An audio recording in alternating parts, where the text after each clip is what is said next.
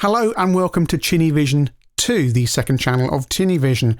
And ZX Spectrum 30 spotted an article on the BBC website this morning about, it's called Computer Space and Beyond 50 Years of Gaming by Rory, Claydon of Wake Up to Money, BBC Radio 5 Live. And this has got a few people worked up. And let's just have a scroll down. What is now a multi-billion-pound industry started as a humble arcade machine created by a group of college students in 1971. Okay, people were playing games, or it says here on kind of Space War and things. So I don't think Space War was the first actual game, but I'm not an expert on the really early stuff.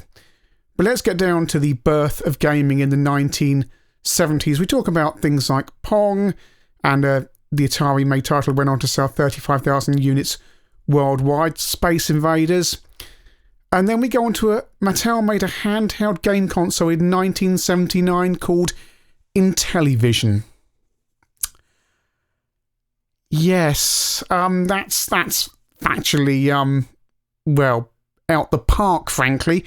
Already, Intellivision was not a handheld-based console, and we're not even mentioning the VCS, which was the biggest selling and most influential console of the era. No, we've jumped straight to the Intellivision and got it all wrong. So, yes, okay, we will go down to here. 1980s, the heyday of the arcades. That's true. I can take that. The 1980s is synonymous with the imagery of packed neon-lit amusement arcades, and rightly so. It was the decade that brought us Tetris, Pac-Man, which became the best-selling arcade game of all time, and Ms. Pac-Man. So, Pac-Man twice. We could have had Asteroids, Missile Command, anything else from that era? Dig Dug? No, we've got Pac-Man, and we've got Ms. Pac-Man. Nintendo also capitalised on the growth of arcades, creating iconic mascots like Mario. Okay. But the decade nearly witnessed the demise of rapidly changing the industry in the video game crash of 19... Oh, here we go. Here we go. We find out how this has been researched. Because as soon as an article begins banging on about the video game crash of 1983, the research, has come from Wikipedia. Because, yes, the video game crash of 1983 was a massive thing in the USA. Nearly destroyed the industry in the USA. Everywhere else, yeah, not so much. In the UK, not really a ripple. The big thing in the UK was actually the crash of computer sales towards the end of 85, which fatally damaged companies like Acorn and Sinclair. Alan Sugarbook, I've got over the other side of the room there, he talks about Dixon's trying to ring him up at the end of 85 to try and get some cheap computers because everybody else had loads of inventory. They needed to get out the door cheap. But Amstrad had sent it all off to France and Spain. They had no spare CPCs at all, and Dixon's wouldn't believe them. But because the UK market was so saturated with computers. But the video game crash, no. In the UK, and this is a BBC article, we were sitting here in 1983, happily playing on our Spectrums. The entire thing was absolutely booming. The machines were flying out the shops. You can look at the pages of computer magazines at the time, new machines coming out. Well, Personal Computer News is a weekly magazine. They're literally reviewing new machines pretty much every week. Stuff we've never even heard of these days were coming out and just dying on their backside and being beaten by the Spectrum. People, ZX80, ZX81, the Spectrum, that's 1980, 1981, 1982. You're going from, 1K kind of black and white computer to a colour home computer in the space of 2 years, all about roughly for the same kind of ballpark. Mind you, I know the Spectrum was a little bit more, but, these kind of jumps and this kind of video game crash it wasn't something I was even aware of until we got the internet, mid-90s, later than that there was this game called E.T. that massively flopped and all this stuff happened in the USA. It's like, whoa, Didn't notice that at the time. So here we go. Market saturation and waning interest in home gaming. Rubbish. We did not have waning interest in home gaming at all. The USA had an oversaturated market, but it saw revenues drop from 3.2 billion in 1983 to 100 million in 1985. Again, no citation for these figures, so I've got no idea, but that's all kind of the USA and probably market overcapitalisation on companies like Atari and so on. However, later that year, popularity surged again with the release of the Nintendo NES. The Nintendo NES. The Nintendo Entertainment System. Sorry, my jaw's just kind of on the floor. Which sold 61.9 million units. It sold a lot. Don't know if that's true or not. I don't care. So the Nintendo NES, I'm going to call it, I'm always going to call it the Nintendo NES from now on. I don't rehearse this stuff. I don't have any notes. I'm just reading. I haven't read this since this morning. It's now 8 minutes past 3. Nintendo NES. Oh, did anybody print? No, they didn't, did they? I've got tears in my eyes. So the NES rescued gaming, which it didn't. No one else had a problem as anybody gaming in this country at all. And by the way, I know we know roughly the age of the author is because I've seen a tweet from him that says his first console was the Xbox. So he hasn't, you don't need to have lived through this. You just need to have done your research. And the NES saved gaming, which it kind of did in the USA, but I think it would have come back anyway. In Europe, we were all playing our home computers, and of course Sega were the king of consoles for a very long time until, they got it all, messed it all up and started trying to make the Mega Drive live forever via a series of increasingly ludicrous expansions, and then Saturn and then the Dreamcast. The Dreamcast, good console, but far too late.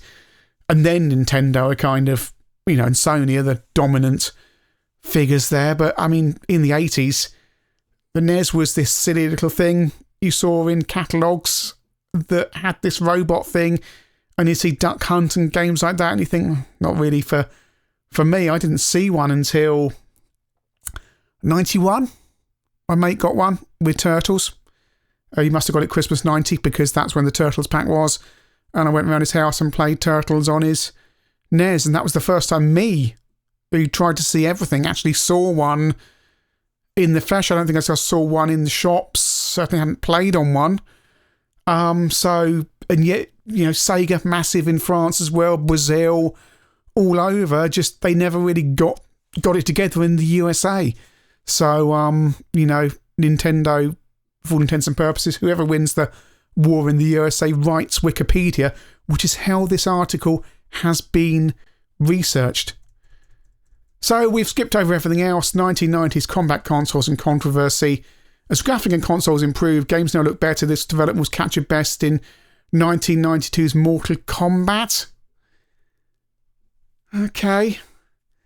Again, I can think of better examples, but let's run with it.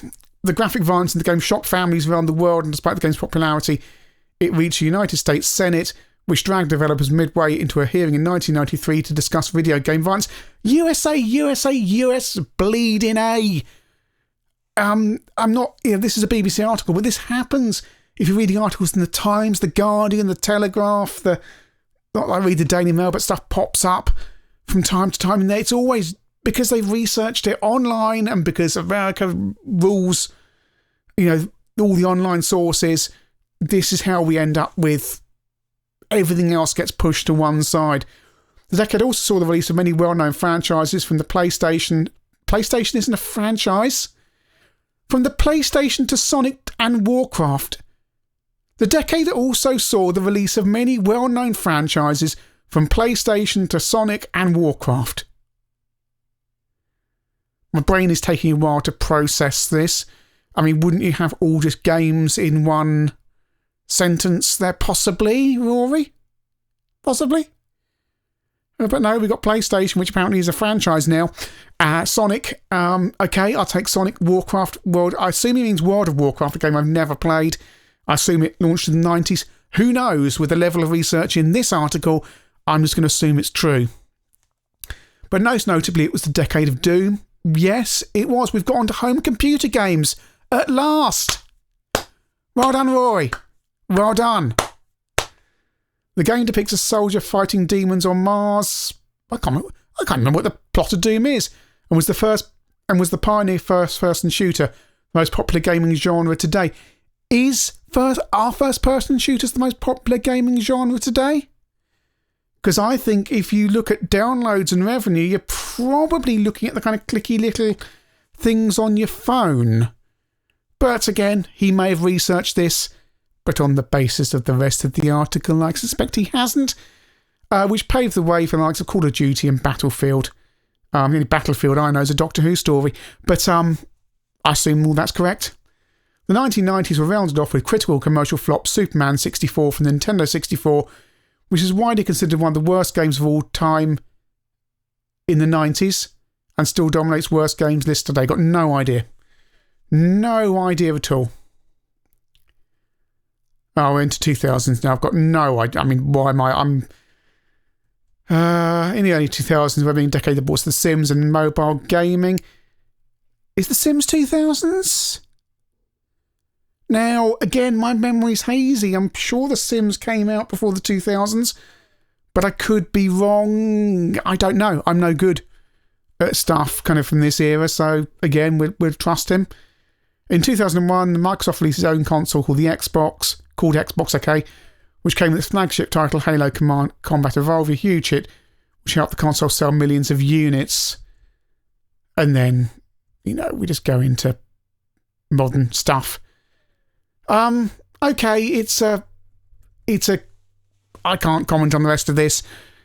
I just object to broadcast journalists, and this is journalists, this isn't some kind of bloke like me in his room, in his office, at home, throwing stuff together. These are broadcast journalists, and it's not just this one. This happens again and again and again. Articles that are so poorly researched, and you know how the research has happened. As soon as you start reading things, it happens via Google, and no account is taken of what were the local conditions where, even globally, I suppose, because it all comes from this American perspective, because that's where most of the Wikipedia edits come from, all the Google articles, the internet, America rules the internet, doesn't it? And that's nothing against any Americans watching this. The video game crash of 83 was a massive deal for you. Absolutely massive.